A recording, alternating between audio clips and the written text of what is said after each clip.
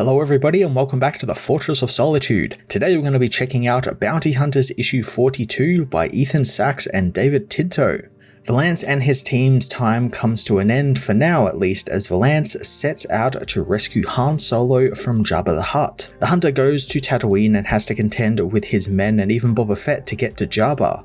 Ethan uses this as an opportunity to tie up some loose ends in rather comedic ways, the biggest being Dengar's revenge against Valance. It doesn't go well for Dengar, who ends up getting his face smashed in by the cyborg bounty hunter almost immediately. I enjoyed what Sachs has done with Dengar throughout this entire series, making him this kind of skeevy, conniving, yet fairly competent at times foil for Valance, and it's a hell of a lot better than his character was in Legends when he was a more stock standard bounty hunter with a vendetta against Han Solo, just like every other hunter in Legends. There is also a great little bit where he cuts the leg off of a Zabrak who about 15 issues ago had that leg cut off by Tasu Leech, so it was a nice little funny callback, and the book is just filled with those little details that someone only like Ethan Sachs, who's written all of these issues, would know about. Valance eventually gets into the palace and begins his big plan, which is to challenge Jabba's secret weapon, which turns out to be a Mega Droid.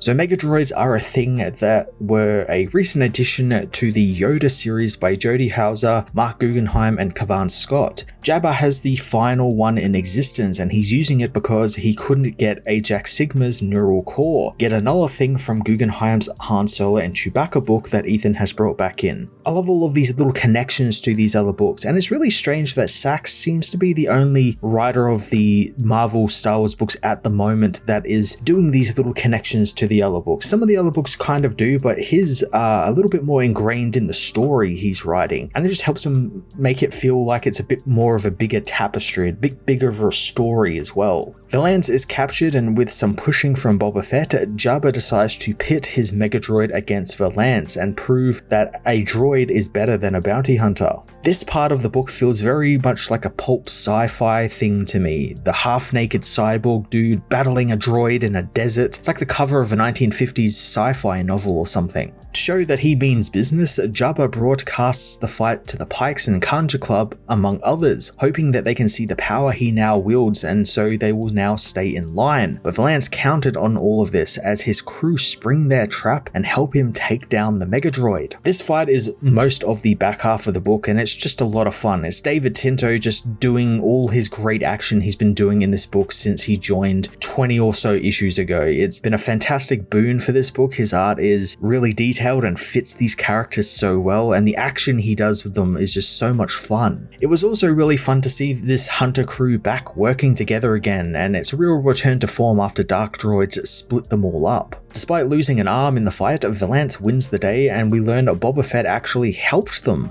Not in any heroic sense though, since he wanted the droid out of the picture so he would remain Jabba's top bounty hunter. Now Valance actually wanted to get rid of the Mega Droid so that Chewbacca and the other rebels would have a clear shot freeing Han from Carbonite and from Jabba's grasp. Since with the Mega Droid in the picture, it would have been a little bit more impossible and a bit more harder for them to do that. But with Valance, nothing's impossible. With all of this tied up, Sachs devotes the last couple of pages as an epilogue of sorts, showing us the hunters and their lives and what are they doing on their own. Tonga and Losha get back together and decide to build a new settlement, one that will be open to the scum and villainy of the galaxy and bankrolled by the crime syndicate queen Cadlia, who I was really happy made a little bit of a comeback here, and we learn that she's going to be trained as a bounty hunter much like her uncle Valance. Zuckuss and 4LOM among others return to bounty hunting as we've seen before, and Bosk decides to leave Kel's crew since he hated betraying Tonga and Valance, kind of hinting that there's a little bit of fire in the cold Trandoshan's heart.